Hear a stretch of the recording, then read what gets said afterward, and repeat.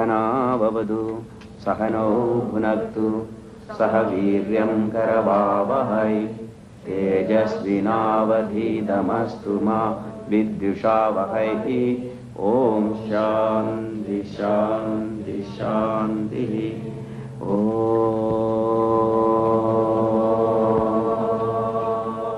Swami Vishnudevananda was committed to peace because I think he had the experience of inner peace.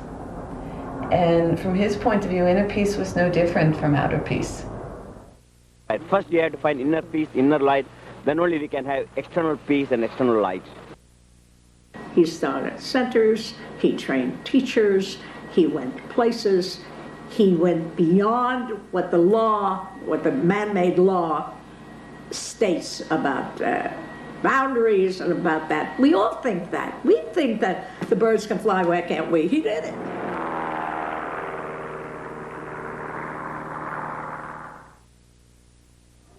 Extraordinary man, and heart filled with love for all humanity.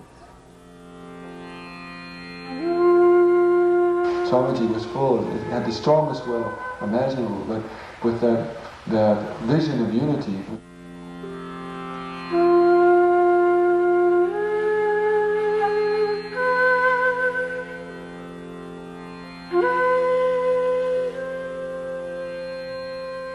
Swami Vishnudevananda's life was dedicated to peace. This dedication arose out of a deep realization that peace is not just a state of warlessness. It is an inner experience of oneness and self-knowledge. I think he actually felt other people's pain. So to ask him, why would you try to ease the pain of others, it's just an unthinkable thing. You know, it's unthinkable not to try and help from his point of view. When Swami Vishnu came to the West, he became very aware of the mental, emotional suffering that was happening in the West. And what this translated to was to be able to bring peace. How you get peace is by becoming the part of, it's a Zen thing, part of the whole. It's a connection, and he felt the connection. Swamiji realized that the members of modern society need a means of spiritualizing their daily lives. To enable them to tap the inner fountain of peace, he prescribed yoga and meditation. Now, yoga offers a method, a system which brings both physical and mental development, and this science is known as yoga, or yogic way of living. Om Namah Shivaya, Om Namah Shivaya, Om Namah Shivaya, Om Namah Shivaya. Around 1969, Swamiji set up an organization called True World Order. TW means True World Order, is to bring unity in diversity. We cannot have one type of religious leader for all the humanity, or one type of political leader, or any other form of leaders. Yet, if we accept that unity can be found in the diversity, there will be peace in this world. For this TWO uses the technique or science of yoga for self-mastery and self-discipline. The motto of the TW is the individual must find peace within before we can find the peace outside. I think peace is very difficult to achieve because we tend to try and impose peace. We tell people you have to be peaceful. You see, so we're working from the top down. Whereas I think once we have the idea that we have to work from the bottom, from inside the people, we have to teach them techniques for finding peace within themselves. See? And then that starts to radiate out. I think it's the only way it's achievable. Swamiji gave a beautiful example of being able to transform society is not a question of revolution. He says it's a question of evolution. Swamiji used to have a story that he told all the time. And he used to say, suppose I have a piece of cloth. This cloth is made up of cotton, and each thread is cotton thread. So by using that cotton thread, it became a cotton cloth. If I want to change this cloth into silk, then every thread must be changed. Then only I will have silk cloth. So cloth is nothing but the thread. So the universe is nothing but the individuals like you and me. Until we know what that inner peace is, we will not be able to bring the world peace. And that thread by thread process is a process of each person taking responsibility for the peace, their own inner peace, as well as the outer peace in their environment.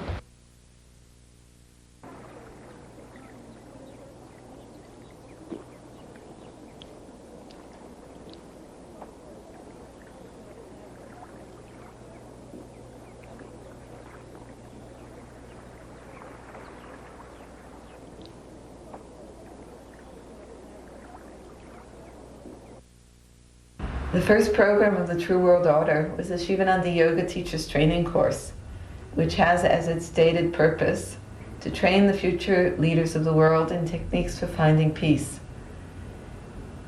So, who's the leader of the world? Like, we always think it's the president, the prime minister, people like this.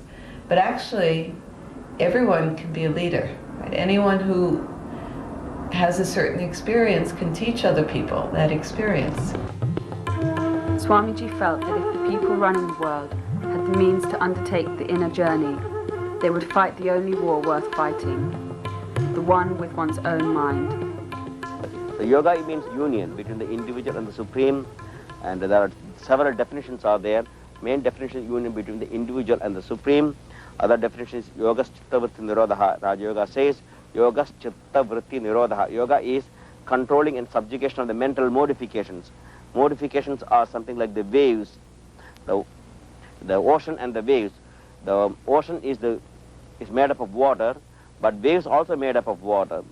And there is no difference between ocean and the wave, but the waves are the modification of the ocean. Same way, the mind is the ocean, and there is modification or waves called thought waves. These thought waves disturbs our peace of mind in continuous thoughts, various types of negative thoughts, positive thoughts, neutral thoughts, and they're continuously pouring into the mind. First, students are taught how to remove the negative thoughts and neutral thoughts and put with the sublime thoughts, and eventually he controls all thoughts and go beyond the thought, and then the mind will become like a lake or an ocean without waves, and he finds tranquility. In the tradition of his teacher, Swami Shivananda, Swami Vishnudevananda knew that a true hero is one who can overcome greed, hatred and jealousy. Why did Swami start to teach a training course? Swami could not start to teach a training course. It was all part of the program. It was all part of the plan. He had to plant the little seed. So that seed was his teacher training course. He invited people from all around the world to come together and learn yoga together. And that was first to be able to break down those barriers. Not only did Swamiji connect his teacher trainees to Swami Shivanandaji, his master, to God itself, if you wish, but he connected us to one another.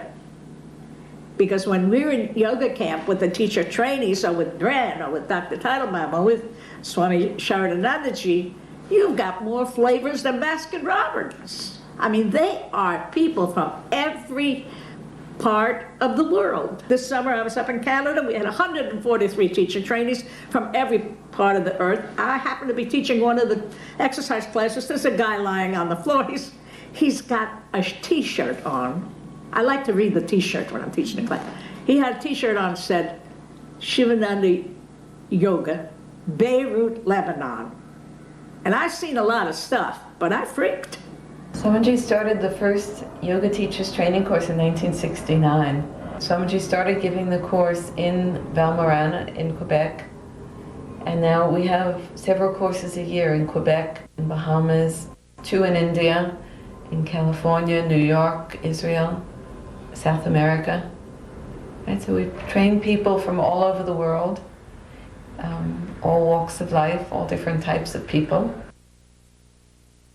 We especially came up to be with you all, as this is not something like an ordinary pop festival where you don't see the promoters.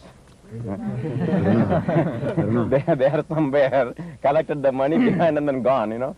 Here we are part of we are listeners, we are audience, we are talkers, we are players, we can ask everything. And that's why Swami is, all Swami's life. You know, we are not separate from you all in any way, nor we feel that we are great teachers or gurus to initiate and to bless you and take you to the heaven. That's not the way our Master Swami Shivananda taught us. He asked us to be simple, to be one with the humanity, and we are trying our level best. Although teaching yoga was a central theme of his life, Swamiji felt the need to take more direct action. And this is where the peace plane arrives on the scene. It was painted by the American artist Peter Max. Swami called me up a few months ago and asked me if I would like to decorate his plane, and he would do a boundary-breaking trip. For many weekends, I met Swami Vishnu once in Fort Lauderdale and once in Washington and once in New York City. And each time at the airport, we had a tremendous gathering of people, and we would decorate the plane. So, taking it through the whole United States, we decorated the plane from airport to airport, each time a little more. With this beautiful bird, fully decorated in cosmic designs, you know, which emanate joy and bliss and hope. And he calls it the plane of hope. And he's going to break the boundaries, you know, in a good sense. Where are boundaries? Do you know? Have you seen any boundaries? Where are boundaries? What makes the boundaries? Have you ever asked yourselves, what makes the boundaries? All these man-made barriers are nonsense. God made one world. It's just a mental creation. Someone took a pencil and a map and drew a line. So what causes these boundaries, these divisions? Potatoes jumping out of the same bowl. We all get together, sit together, eat the same potatoes, and a little later the potato that went into this mouth becomes this mouth, yeah? And the potato that goes into that mouth becomes that mouth, and a little later he starts shouting at me, why is that this potato is shouting at this potato? It is the human mind that is prejudiced, that is conditioned, that is stupid and that is foolish, and that converts potato into predestination. It is that foolish human mind that converts potatoes into bullets. Swamiji wanted to draw people's attention to the fact that these are man-made boundaries, mental creations, and that they can be overcome. So he created a passport of his own. One world citizenship passport. This is the passport that Swamiji had Peter Max design, and Swamiji used to fly with this as his only passport. And he got into every country except France. The peace plane was a concrete, crystallized idea. Swamiji's ideas were just the very essence through which, like a bird, flying in different directions, to different borders, to different country, without any passport. People should be able to go wherever they like. There shouldn't be these boundaries. Swamiji's peace plane was an image, was an icon for freedom. Imagine a plane like that flying over people that are fighting. See, maybe Swamiji also had the idea that they wouldn't feel it as a threat. You know, you see something beautiful and you just look at it. You want to look at it. And it doesn't look in any way as though it's going to harm you. It was in this plane that Swamiji began his boundary-breaking peace mission. He flew from place to place, ignoring international boundaries, flying into war zones, dropping flowers and leaflets. Asked if he had anybody to help him fly the plane. He said, stick around. And then at the end of the summer, he said that I was gone. And my preparation consisted primarily of calling people who had done this sort of thing, made long-range trips. He didn't know the word impossible. People said, you can't go without a visa. you don't have enough fuel, that airplane is not sufficiently equipped, it doesn't have the right navigation equipment, the right radios, etc. to make the trip. The airplane is not capable of flying the distances and over the terrain that you're planning on, etc., etc., etc. The first place he flew from Canada to London, and he picked up Peter Sellers. And he flew with Peter Sellers over Belfast, dropping leaflets, dropping flowers. So when they landed the plane at the airport in Belfast, the authorities came to arrest whoever was in the plane. At which point, Peter Sellers started doing his Swami imitation, which I wish I had a videotape. It was very, very funny. They cracked up, they asked for his autograph, everything was okay. First I was in Belfast with Peter Sellers. I flew, he was my co-pilot, and then from there he flew to Tel Aviv to Cairo. So when Swamiji took off from Tel Aviv to fly over the Suez Canal, he had to file a false flight plan. So he had to say he was going to Nicosia because it was illegal to fly over the Suez Canal. The week we were in Tel Aviv, 2 airplanes were shot down. Even if he was going to be shot down, he says, well, if I'm shot down now, I'll go a little earlier than you. And so many people have died in the name of war. I'm willing to put my life on the line for peace. So he took off and changed direction. And as soon as they saw him changing direction, he got a call on the radio from the flight tower saying, you have to change direction, you're going the wrong way, immediately change direction. And Swamiji just kept going. And they said, you have orders to turn back. He said, I have orders from higher up. So they sent a plane after him.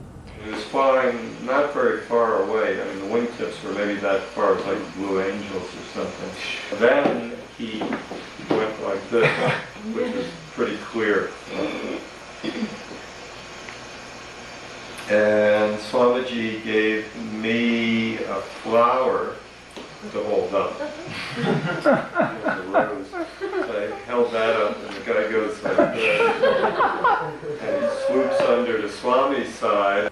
And I was almost shot down by Israeli planes and Egyptian planes. But I all defeated with a marigold flower. When the Israeli plane came to shoot me, I opened my window and threw a marigold flower at him. That's why I defeated him. When Swamiji first mentioned that he was going to fly over the Berlin Wall, we all didn't take it too seriously because it seemed to be such a big event, and nobody really could imagine that it was going to be feasible, because the situation in those days politically was so thick.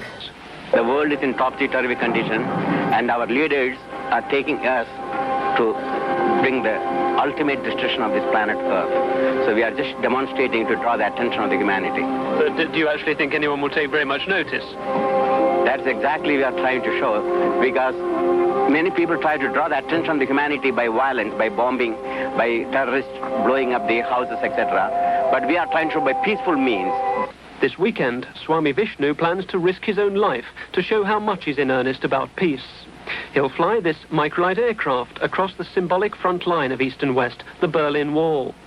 It sounds like a suicide mission. But the danger we have to take anyhow, because the whole world is going to be destroyed. So what one person, if I die, it's not going to make much difference, because they are going to destroy the entire world. Within 20 minutes, in 6 minutes, there will be no Europe left.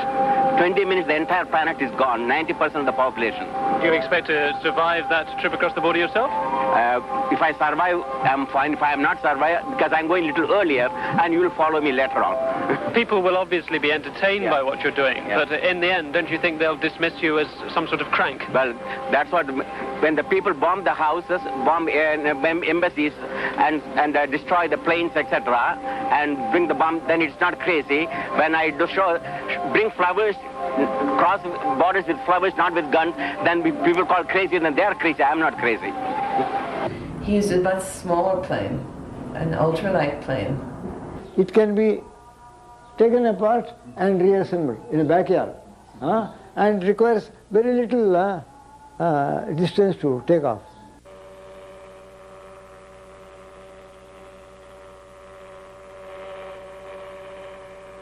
So, upon a very cold, misty, early morning, they went upon a hillside unpacked it, and then reassembled it.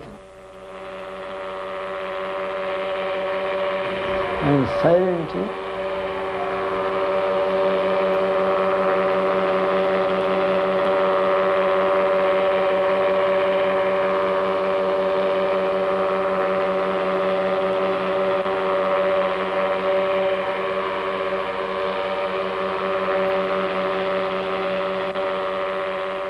So he flew over the Berlin Wall.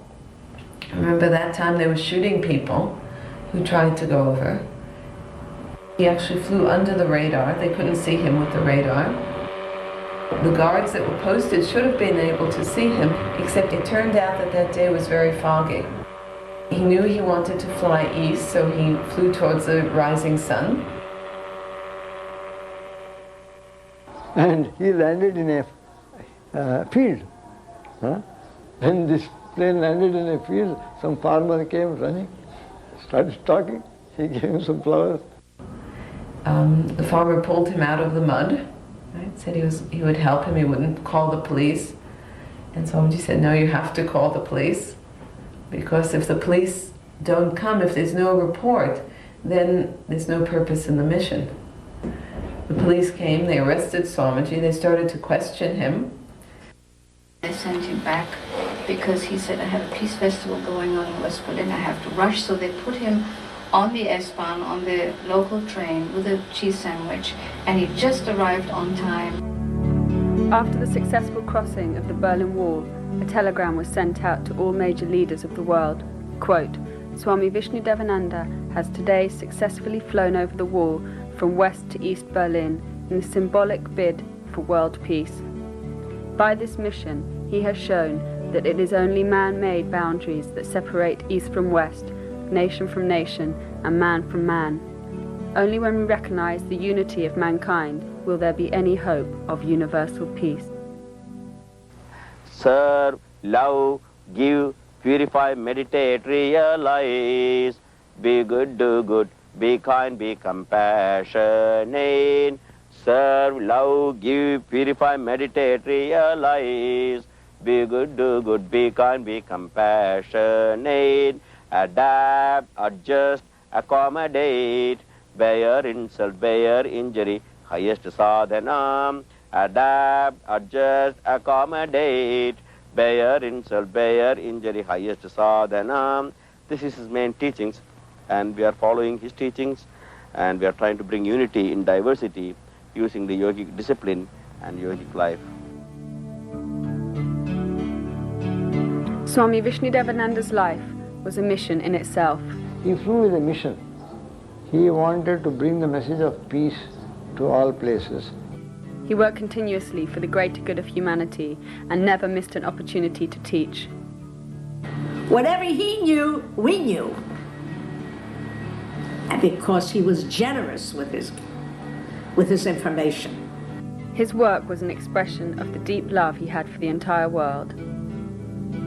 So he saw the whole world as his family, and he felt the need to help his family and to work for peace.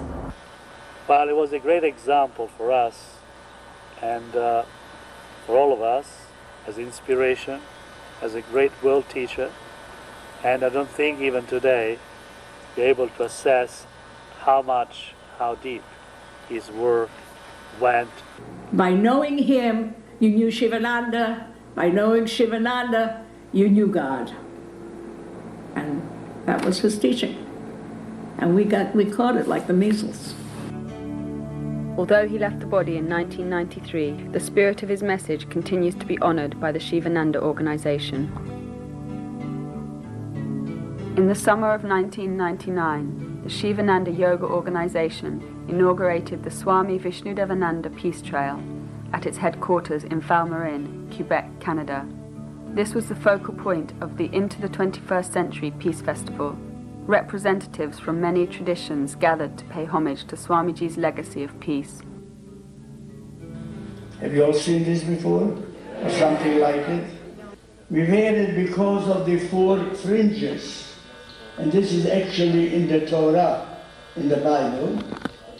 And the Bible says in order to remember and I asked the question to remember what? But the four fringes are a reminder that God's children live on the four corners of the world. Some of them are white, some of them are black, some of them are red, some of them are Jews, some of them are Muslims, Hindus, Protestants, whatever. Love them all if you want to talk to me now.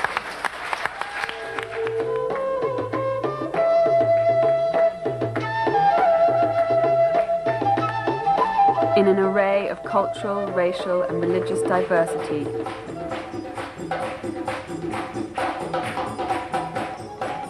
people gathered in the beautiful Laurentian Mountains to express their oneness and honor that invisible thread that binds all life together. A central theme of the event was the peace pole, carved by local Native Americans in the shamanic tradition of their elders. The peace pole is actually an idea started by an organization called the World Peace Prayer Society. It was started in Japan, I think around 1955. Their idea is to plant a symbol, of peace. And within that peace pole, they put the prayers of various people. The prayer, "May peace prevail on earth," was emblazoned on it in many different languages. The organization felt that the peace pole reflected the positive intention behind Swamiji's Om Namo Narayanaya mantra bank. He established it in 1987 in a natural rock cave in the Himalayan mountains. Billions of mantras have been written by peace-loving devotees and deposited there. The Peace Festival marked the beginning of the Shivananda Millennium World Peace Pilgrimage. We have events going all around the world to various centers over a period of 18 months. Swamiji always had a vision of the 21st century and the next. He was always speaking of what are we going to provide for the next generation, our children and the progeny that's going to follow.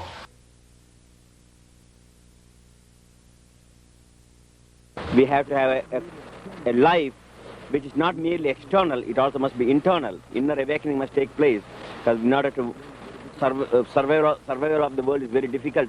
By year 2000 we may not survive if the people won't actually take a positive step in their life. So this is to show the humanity that we can have a positive life and bring the humanity in a higher conscious level, not a lower conscious level, you see. As we enter the new millennium, the Shivananda Yoga Centers are planning a series of international events at various locations around the world. This is a pilgrimage that invites each person to recognize the divinity within him or herself, to give expression to the highest form of love, which is unification, not separation.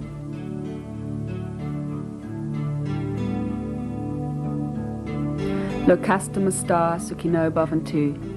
May the whole world find peace and happiness.